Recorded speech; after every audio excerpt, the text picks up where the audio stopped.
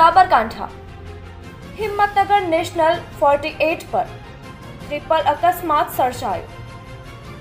આરટીઓની ગાડી ટ્રેક્ટર અને લક્ઝરી વચ્ચે અકસ્માત। આરટીઓ ઇન્સ્પેક્ટર હતા બે। ગાડીમાં કામલિયા માયાભાઈ અને સોલંકી। આરટીઓ ઇન્સ્પેક્ટરની સામાન્ય ભૂલના કારણે ટ્રિપલ અકસ્માત સર્જાયો।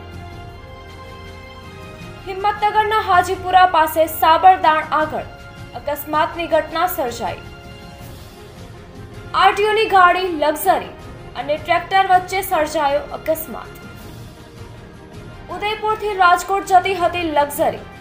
આરટીઓની ગાડી ઓવરટેકર કરી બસ ઊભી રખાવતા બની ઘટના। 32 મુસાફરો લક્ઝરીમાં સવાર હતા।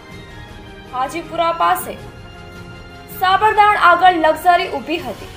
પાછળથી ટ્રેક્ટરે લક્ઝરી અથડાઈ હતી। એ ડિવિઝન પોલીસને જાણ થતાં કાર્યવાહી હાથ ધરાઈ। રિપોર્ટર જાકીર હુસૈન મેમણ, હિંમતનગર।